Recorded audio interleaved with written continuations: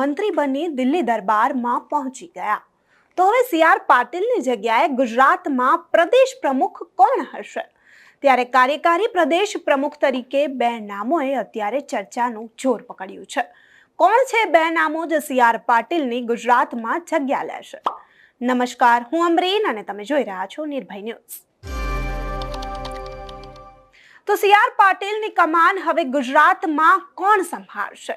કોણ બનશે ગુજરાતના પ્રદેશ પ્રમુખ? ત્યારે ગુજરાતના કાર્યકારી પ્રદેશ પ્રમુખ તરીકે બે નામોએ અત્યારે ચર્ચાનું જોર પકડ્યું છે.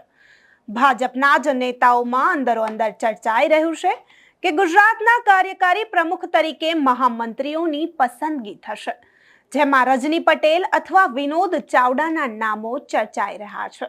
તો આ બંને નામો અત્યારે સી.આર. પાટીલના પદ માટે ચર્ચાઈ રહ્યા છે. ત્યારે આવનારી 5 જુલાઈએ સાળંગપુરમાં ગુજરાત ભાજપની પ્રદેશ કારોબારી બેઠક મળવાની છે. આ બેઠકમાં ભાજપ પ્રમુખના નામની હંગામી ધોરણે જાહેરાત થાય તેની ઘણી સંભાવનાઓ અહીં દેખાઈ રહી છે.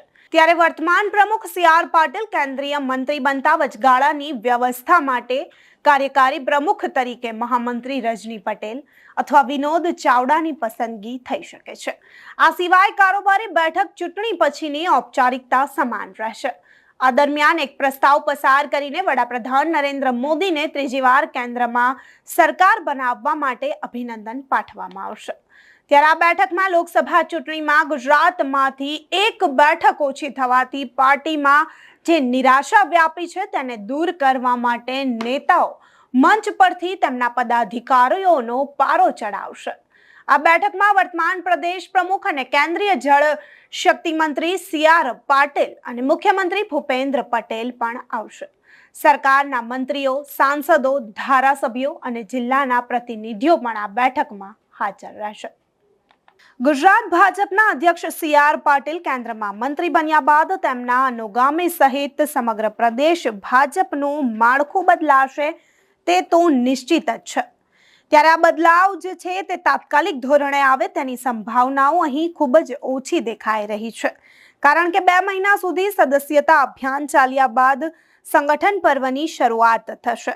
તેથી નવા સંગઠનની રચના થતા 3 માસ જેટલો સમય પણ લાગી શકે છે. તો આવનારી 6 મહિનામાં સ્થાનિક સ્વરાજ્યની સંસ્થાઓમાં ચૂંટણીઓ હોવાથી કાયમી પ્રમુખ નીમવા ખૂબ જ જરૂરી બનશે. તો આગામી 2 મહિના માટે ભાજપમાં સદસ્યતા અભિયાન યોજાવા જઈ રહ્યું છે.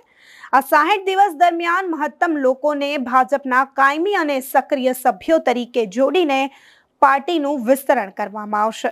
આ કારોબારી બેઠકમાં પણ પ્રદેશના 300 કરતાં વધુ કારોબારી સભ્યો પક્ષને મજબૂત કરવાનો સંકલ્પ લેશે.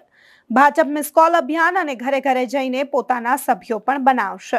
ત્યારે 2 મહિના માટે હવે ભાજપ સદસ્યતા અભિયાન ચલાવશે. તમને શું લાગે છે, ગુજરાતમાં પ્રદેશ પ્રમુખના પદે સી.આર. પાટીલનું જે પદ છે તેની જગ્યાએ કોણ આવશે? અમને કમેન્ટ કરી ચોક્કસથી જણાવશો તથા અમારી ચેનલ નિર્ભય ન્યૂઝને લાઇક, શેર અને સબસ્ક્રાઇબ કરવાનું ભૂલશો નહીં. આભાર.